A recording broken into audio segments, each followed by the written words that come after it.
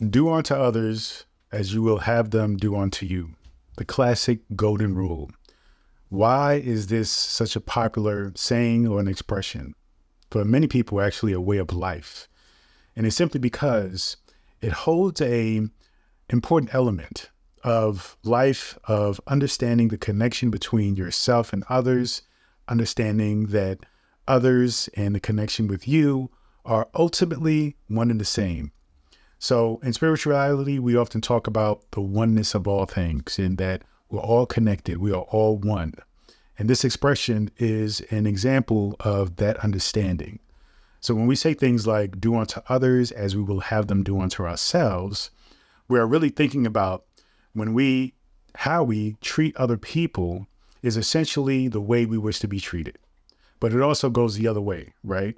Oftentimes, how we want to be treated is a reflection of what we should be doing to other people. And in the perfect world, that would make sense, right? You do something to them nice, then they do something to you nicely, right? And it's coming from a place of love, really, and understanding the rules and the laws of karma, the rules of cause and effect, understanding that whatever you do comes back to you. You reap what you sow.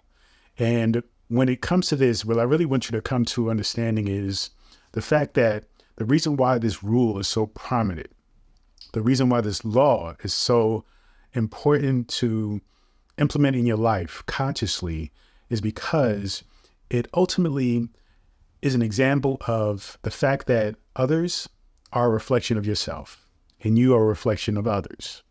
That oneness is really dependent on you coming to the realization that other people are an extension of yourself. And how you treat other people ultimately really means how you treat yourself.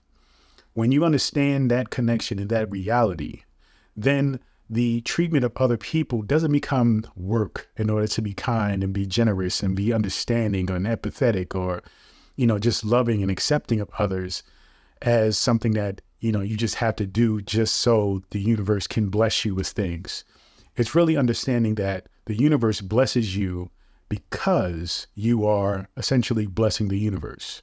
You are consciously, with your conscious mind, your pure consciousness, the part of you that is just extremely amazing and powerful. You're taking that ability, right? Unlike any other living creature in this world, your ability to be conscious and to really observe and think through logically with emotions and intent to actively care for somebody, consider somebody, be mindful about somebody else, right? About other people's well-being, ultimately is connected with your own well-being. And many times there are lots of examples of people just looking out for others out of the kindness of their heart, and then immediately the favor is being returned either from that person or from the universe, because actually it's all the same. And that's another thing I want you to understand is when we think about karma, when we think about giving to somebody, realize that you are giving ultimately to the universe, or you're giving to the grand consciousness that is also an extension of yourself. So when you give to one person, don't expect so much that one person to return the favor to you, but acknowledge, because of the oneness of the universe, because we are all connected, that the return, right, of that favor that you have given onto that person will essentially likely come from, quote unquote, another source or another face, so to speak, or another person or another individual, or by another means. So realize that when you give to somebody, don't expect themselves to actually be the ones to return the favor to you. And though if you're dealing with people who are of integrity and consideration, and those who really want to care for you just as much you care for them, then maybe, right? But ultimately, universally speaking, you just want to be mindful that when you give to a person, you essentially are giving to the universe. You are essentially are giving to yourself, because it is all connected. So be mindful about managing your ego in a way that doesn't separate you too much from the reality that you are all one with everything, that you are connected and you are, in fact, an extension, a part of, essentially is everything that you are experiencing right? Your ego is simply just creating somewhat of a separation so that way you can identify self from others.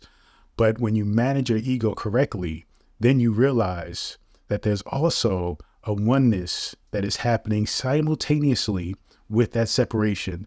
And that ultimately is the balance of spirituality. Realizing that you are a part, you are an individual, but also you are one and you are the same with everything else. So as you go through your life and you think about this expression, do unto others as you would have them do unto you, as you think about karma, understand the significance and the true factors that make those rules or that expression actual, okay? And that is essentially you are the universe. Essentially, your consciousness is God. Essentially, everything that you do, you experience is an expression of yourself. And when you care for those things, if you love those things, if you consider those things, that you are mindful to those things, then ultimately you are loving, you are caring, you are considering, you are mindful to yourself because it is one in the same. Thank you so much. Continue to join me in this journey. Peace and abundance always.